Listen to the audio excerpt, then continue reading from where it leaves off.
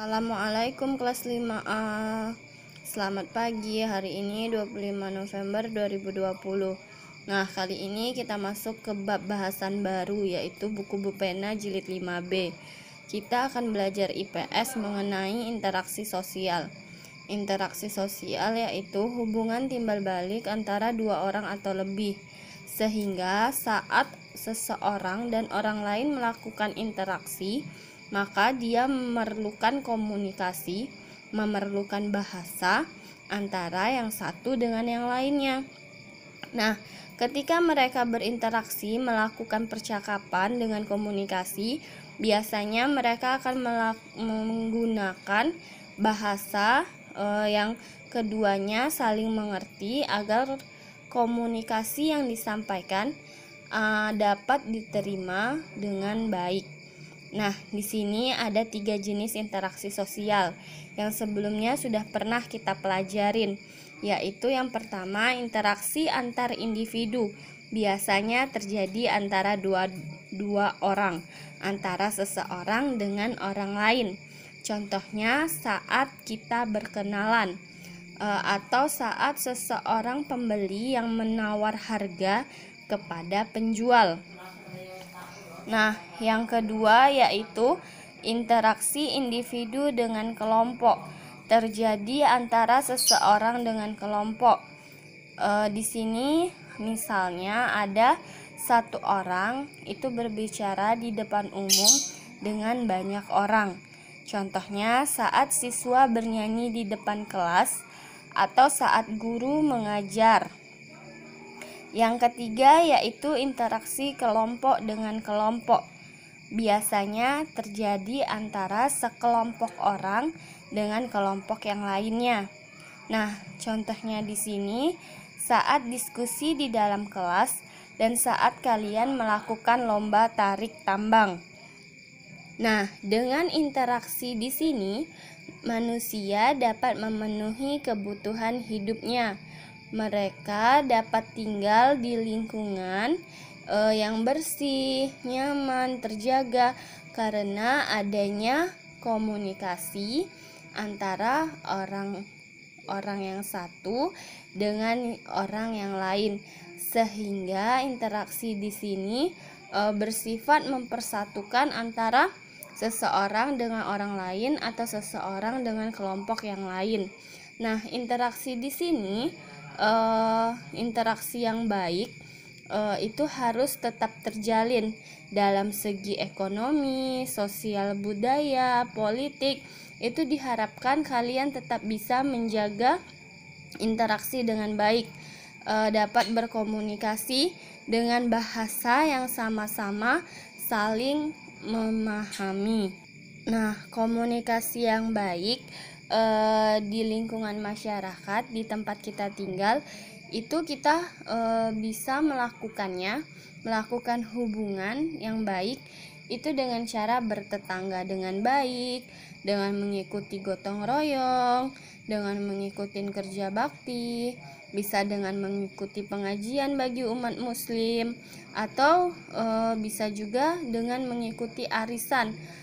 Mungkin kalau anak-anaknya dapat bermain bersama, belajar kelompok. Nah, itu untuk menjalin interaksi sosial di lingkungan masyarakat tempat kalian tinggal. Nah, sekarang kita lanjut mengenai interaksi sosial dalam pembangunan sosial budaya. Nah, dalam pembangunan sosial budaya yaitu proses perubahan sosial budaya yang tujuannya untuk meningkatkan taraf hidup masyarakat, taraf hidup kita. Yang pertama yaitu dengan pembangunan dalam aspek bahasa sebagai identitas bangsa. Nah, bangsa Indonesia ini memiliki bahasa nasional yaitu bahasa Indonesia, sehingga bahasa Indonesia merupakan bahasa pemersatu seluruh warga negara Indonesia. Walaupun Indonesia memiliki beragam bahasa, tapi diutamakan kita untuk menggunakan bahasa Indonesia agar terjalin interaksi, agar terjalin hubungan timbal balik antara kita dengan orang lain itu dapat terjaga dengan baik. Apabila kita menggunakan bahasa daerah masing-masing, maka interaksi akan sulit. Nah, sehingga bahasa Indonesia ini harus digunakan saat kita di sekolah, saat kita di lembaga pemerintahan, di tempat umum, saat kita bermain.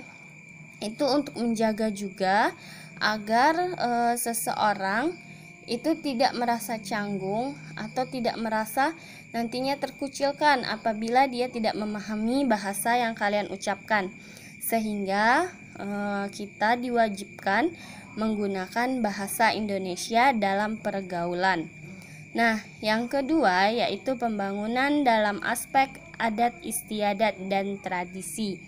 Nah, di sini adat istiadat dan tradisi itu terdapat norma-norma yang mengatur perilaku masyarakat di suatu daerah. Misalnya ada adat istiadat atau kebiasaan seseorang melakukan upacara pernikahan, pemakaman, dan ada juga syukuran. Itu sesuai dengan daerah masing-masing. Maka dari itu kita harus melestarikan adat istiadat dan norma di suatu daerah tersebut. Apabila kita tinggal di lingkungan yang sudah terbiasa menerapkan adat istiadat dan norma itu, maka kita harus ikut melaksanakan adat istiadat dan norma selagi adat istiadat dan norma itu tidak melenceng. Nah, sehingga interaksi sosial kita dengan orang tersebut itu dapat terjaga. Yang ketiga yaitu pembangunan dalam aspek interaksi dengan alam. Nah, di sini manusia memanfaatkan alam untuk diolah, untuk memenuhi kebutuhannya. Untuk memenuhi kebutuhan kita mengambilnya dari alam. Sehingga kita jangan hanya mengambil dan merusaknya saja, tapi ada juga timbal balik yang kita lakukan untuk alam. Seperti kita menanam kembali apa yang telah kita ambil. Misalnya kita menebang pohon yang digunakan untuk membuat rumah, maka kita juga harus menanamnya kembali agar alam tetap terjaga. Nah, di sini kita lanjut.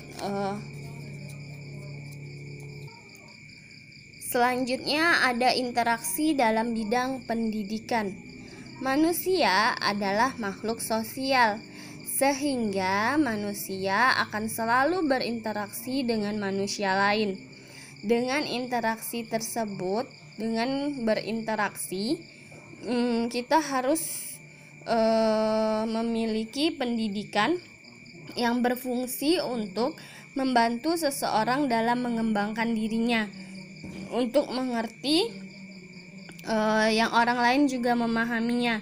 Maka pendidikan itu perlu untuk seseorang agar seseorang itu tidak dibodohi dan agar mengerti kemajuan dari bangsa dan negara kita. Nah, di sini ada 3 jenis interaksi dalam bidang pendidikan, yaitu yang pertama pendidikan formal. Pendidikan formal itu yaitu pendidikan yang terstruktur dan berjenjang. Misalnya dimulai dari TK, SD, SMP, SMA, dan perguruan tinggi. Yang kedua yaitu pendidikan non-formal. Pendidikan non-formal di sini jalur pendidikan yang bertujuan untuk melengkapi pendidikan formal. Contohnya seperti kursus, les, bimbingan belajar, belajar kelompok. Nah, itu termasuk ke pendidikan non-formal. Yang ketiga yaitu pendidikan informal. Jalur pendidikan yang terjadi di dalam keluarga dan lingkungan. Nah, pendidikan informal ini berbeda-beda karena dia tergantung dengan keadaan keluarga dan lingkungannya. Nah, di sini itu berpengaruh terhadap seseorang, terhadap perkembangannya, karena keluarga dan lingkungan itu adalah pengaruh besar bagi seseorang untuk berinteraksi keluar. Nah, 4 macam interaksi dalam bidang pendidikan itu terjadi. Biasanya kalau di pendidikan formal itu ada interaksi siswa dengan siswa. Ada juga interaksi siswa dengan guru dan interaksi siswa dengan sumber belajar. Interaksi siswa dengan sumber belajar di sini yaitu antara siswa dengan buku atau dengan internet. Sumber belajar itu yaitu tempat kalian mendapatkan ilmu selain guru di sekolah. Penunjangnya seperti buku, internet, koran, majalah. Nah, itu dikatakan sumber belajar. Ada juga interaksi siswa dengan lingkungannya. Nah, di sini biasanya interaksi siswa dengan lingkungannya itu saat kalian diajak oleh ibu guru itu pergi ke suatu tempat bersejarah, museum. Nah, itu interaksi antara siswa dengan lingkungan. Nah, kita lanjut interaksi sosial dalam bidang ekonomi. Nah, setiap manusia, setiap orang itu memenuhi kebutuhan hidupnya dengan berinteraksi satu sama lain di bidang ekonomi. Kebutuhan ekonomi itu meliputi kebutuhan sandang, pangan, dan papan yang sudah pernah kita pelajari sebelumnya. Kebutuhan sandang itu ialah kebutuhan akan pakaian. Kebutuhan pangan yaitu kebutuhan akan makanan. Dan kebutuhan papan yaitu kebutuhan kita untuk berlindung, seperti contohnya rumah. Nah, jadi interaksi dalam bidang ekonomi ini ada sandang, pangan, papan. Nah, untuk memenuhi semuanya, maka seseorang ada yang melakukan kegiatan produksi, distribusi, dan ada juga konsumsi atau konsumen sebagai pemakainya. Itu biasanya kita yang menggunakannya. Apabila kita tidak dapat menghasilkannya, maka kita membelinya dari distribusi, orang yang menyalurkannya. Nah, sehingga interaksi ekonomi itu tetap terjaga, sehingga pemenuhan kebutuhan pun itu bisa terpenuhi dengan adanya interaksi di dalam bidang ekonomi. Baiklah anak kelas 5A, sekian video pembelajaran IPS kali ini. Semoga kalian memahaminya. Assalamualaikum.